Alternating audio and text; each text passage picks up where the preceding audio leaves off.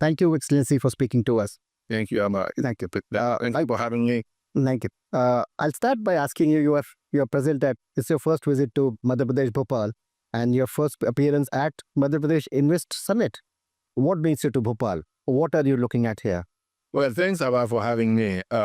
Invest Madhya Pradesh is a very important event. It's a very important event for the state, but also it's important for the country, because a lot of people have converged here this week. So it's good to be here to show interest in what is happening in Madhya Pradesh. But importantly, Madhya Pradesh is a very important state in our engagement in India. We've been providing support to Madhya Pradesh directly through loans since 1973. And we have been very active here in many sectors, from agriculture to transport to renewable energy to urban development. And going forward, as we prepare our new country partnership framework for India in general for the next 5 years, we're looking to scale up our engagement here in Madhya Pradesh. So I'm here also to engage with the authorities to see what are the areas of interest as they push Madhya Pradesh to achieve missions goals by 2047.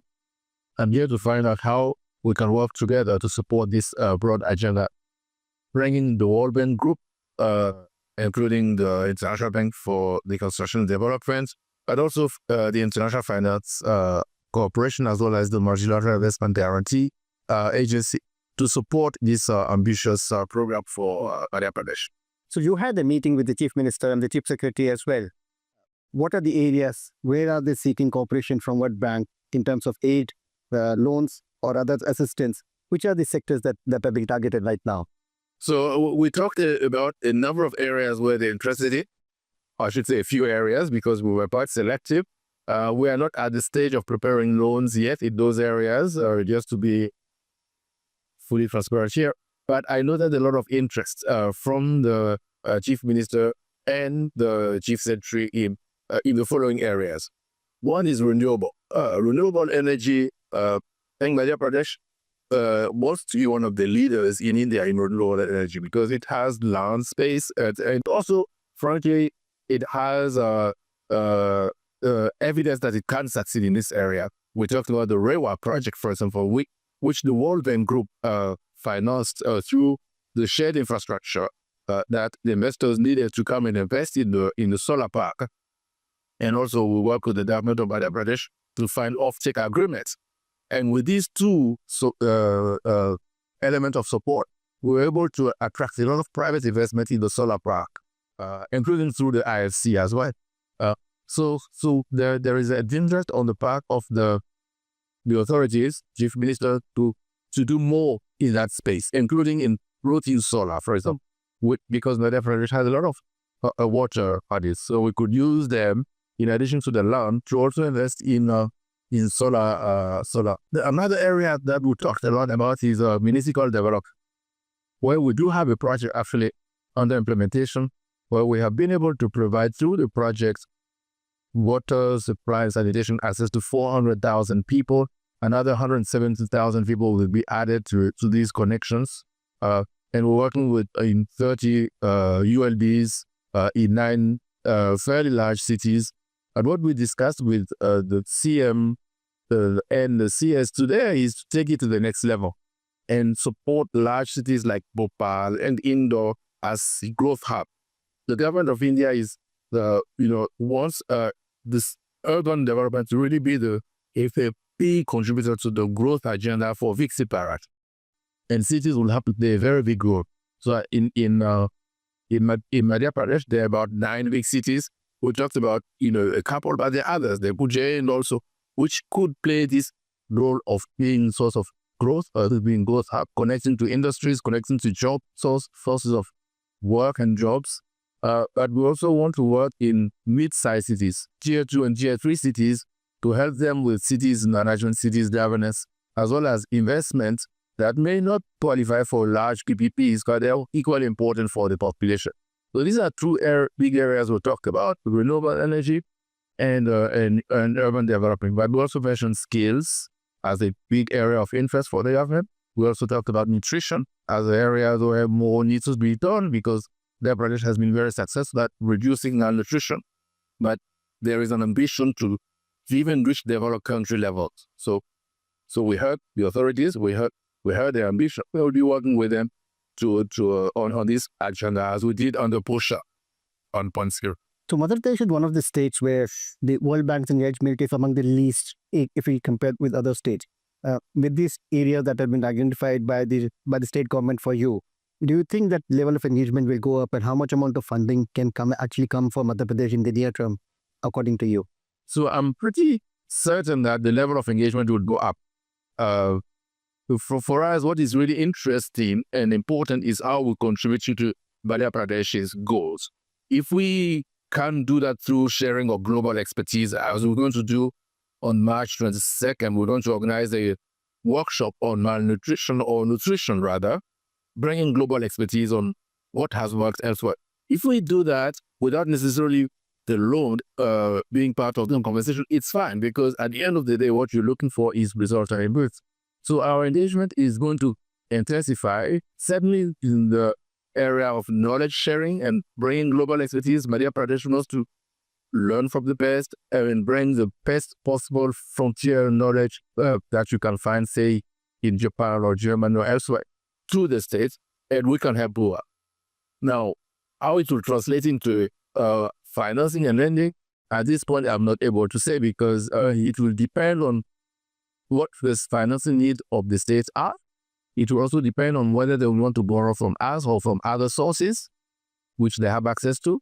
But we are certainly interested in working with the government to intensify our knowledge contribution as well as our financing to Madhya Pradesh. As you said, right now we have one project under implementation, one of our most successful projects, municipal development.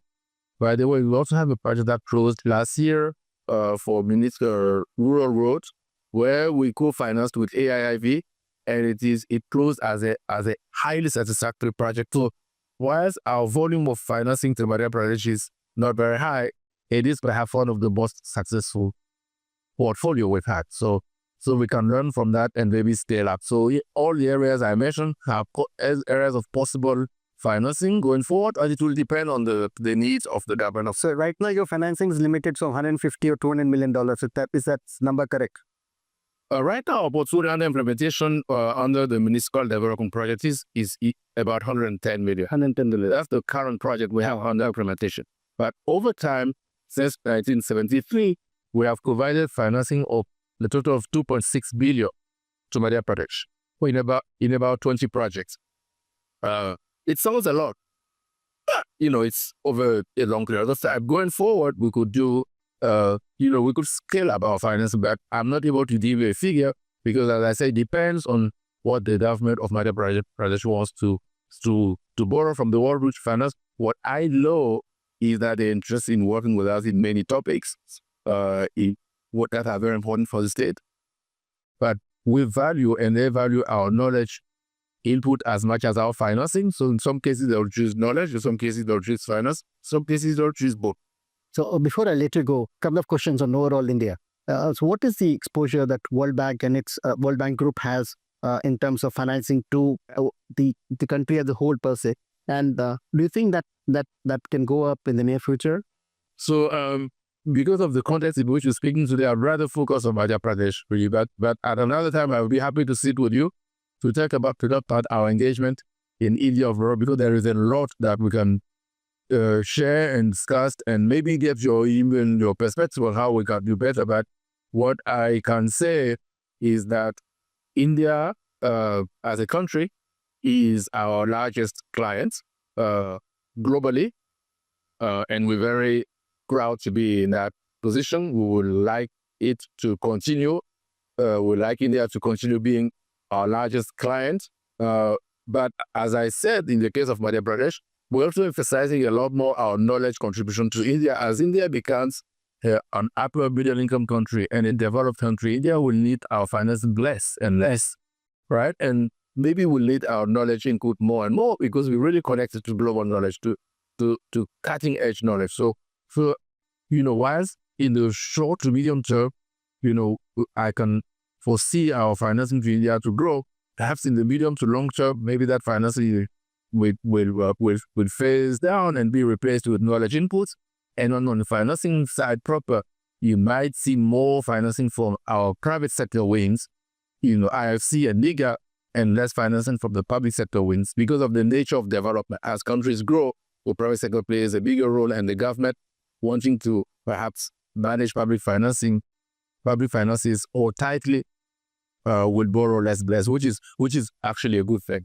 Maybe Friday would be a more appropriate day to talk on India, where you... Yeah, this Friday we're going to release our country economic memorandum, which is an important economic report that prepare on important countries where we work, and we're going to release the India country economic memorandum on Friday. So I'll be happy to have a conversation with you. But why did it take 3 decades for you to release the... Why there's this huge gap between the last report and the...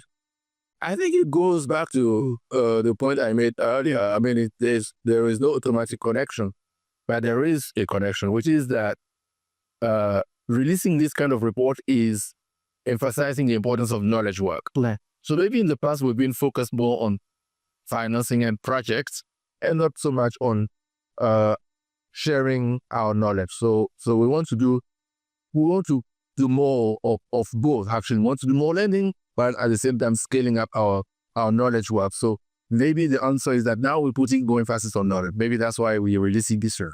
Thank you. Thank you very much. Thank you.